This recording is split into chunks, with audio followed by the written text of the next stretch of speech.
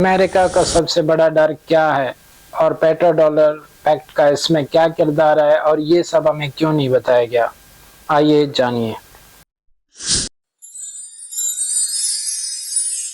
America एक जंग में शिकस्त से ज्यादा सऊदी अरेबिया को खोने से डरता है, क्यों? ये मसला सिपाहियों का नहीं, ये मामला है डॉलर और ऑयल का।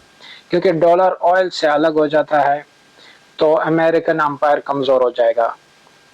1974 में अमेरिका और सऊदीया के दरमियान एक मुआहदा हुआ जिसको पेट्रो डॉलर पैक्ट का नाम दिया गया।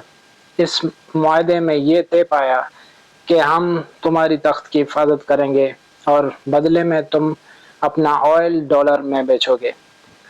इस एक एग्रीमेंट ने अमेरिकन करेंसी को दुनिया का ताकतवर तरीन करेंसी बनाया और हर एक ऑयल का बैरल जिसकी तजारत हुई उसने अमेरिकन गलबे को मजीद मजबूत किया।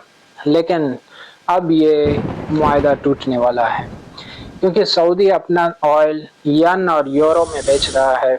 सऊदी ब्रिक्स को ज्वाइन कर रहा है। अमेरिका ऑयल फेसेट पर अपना कंट्रोल खो रहा है। एक जंग में शिकस्त की कीमत अमेरिका को जानों की शक्ल में अदा करना पड़ता, लेकिन एक सऊदी को खोने की कीमत अमेरिका को पावर लूज की शक्ल में अदा करना पड़ेगा। क्योंकि अगर ऑयल डॉलर में बहना बंद हो जाएगा तो दुनिया को डॉलर की ज़रूरत ख़त्म हो जाएगी और अमेरिकन मईशत की हालत इस तरह हो जाएगी जैसे बलून से हवा निकल जाए।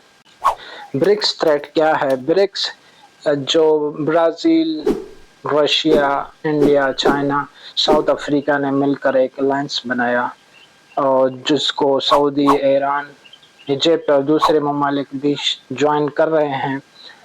वो एक माशी दुनिया डॉलर के बगैर तामीर कर रहे हैं।